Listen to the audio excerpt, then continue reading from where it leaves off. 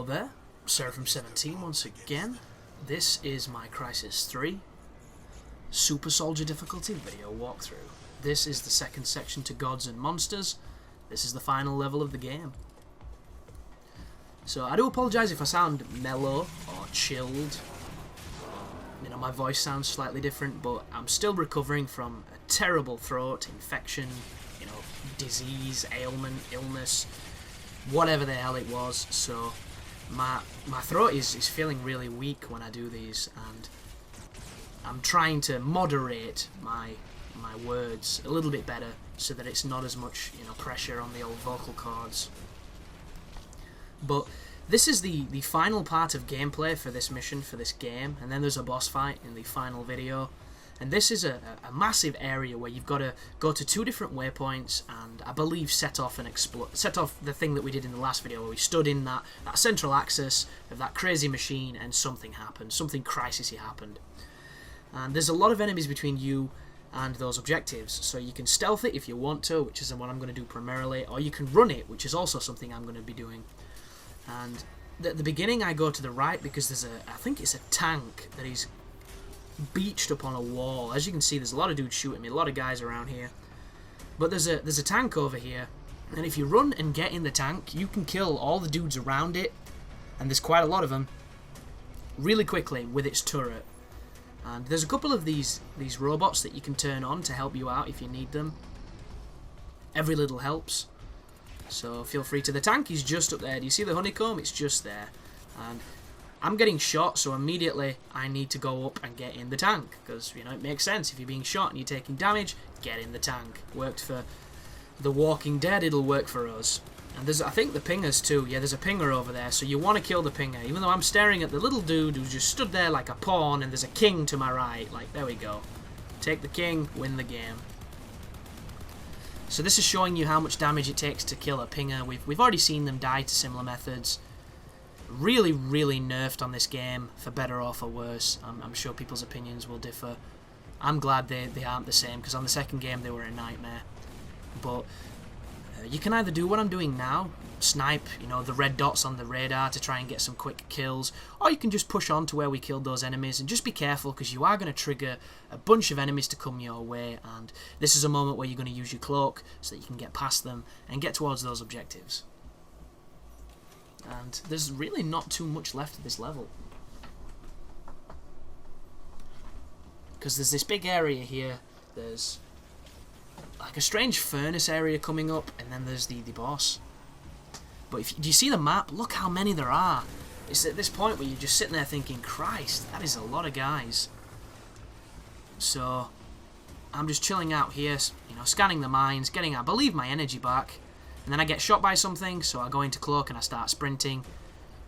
And that guy sees me, but carries on, because, I don't know, maybe he dropped a tenner and there's a strong wind, and he's chasing it to try and get it back before it inevitably goes down a drain, because that seems to be the thing that always happens. But now we're over here, there's a couple of the minefields. I have not deactivated this one, so just be careful. If you hear that beep, either put your armor on and run through them like a badass, or hack them and hope something doesn't come from behind you like he does and nearly kill you. But it's okay, we turned him into cornflakes. Nice purple, diseased, dirty cornflakes. Alien cornflakes, no less. And then we can push on here. A couple more enemies who you do not have to engage. You can just run directly for the machine, the objective, and you'll get a checkpoint. The only problem is, if you completely skip them, like I believe I do, they will be there with you after the checkpoint. So they're all going to be looking at you, kind of going, what the fuck did this guy just do? And then they'll shoot you. So be as quick as you can.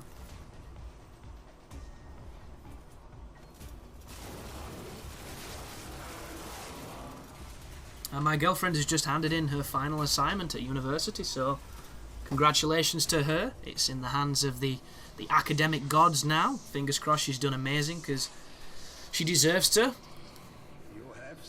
And there is a checkpoint.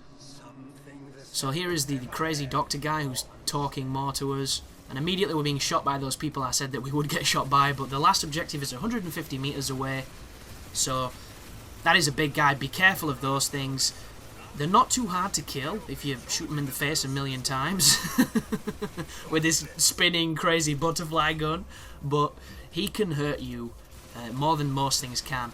But you'll notice we have the overloaded suit, so at this moment in time we're Super Saiyan, so feel free to, you know, punish these bitches, and quote, "I will never forgive you for what you have done," because that seems to be the thing that everybody says when they ascend to a new level of power.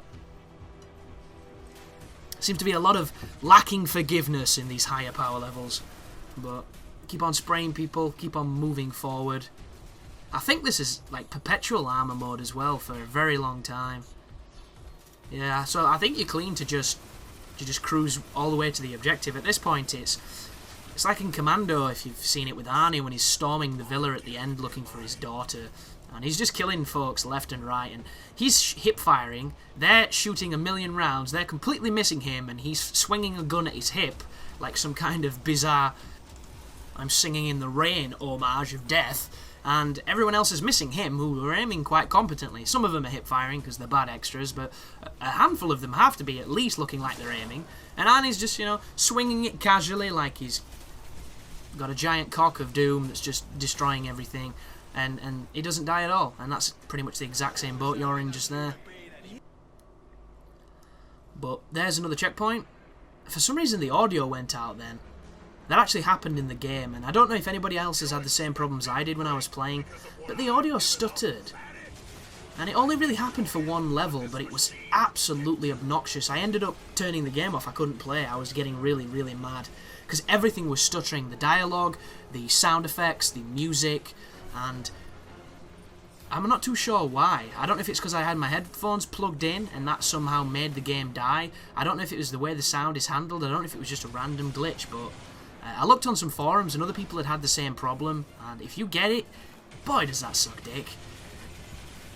You know, this is a game that's got a fantastic soundtrack, and people talk in it quite a lot. There's quite a lot of dialogue, and when it was doing what it was doing, I nearly sent it back. I nearly cancelled the guide and sent the game back, because I am really, really fussy when it comes to my gaming.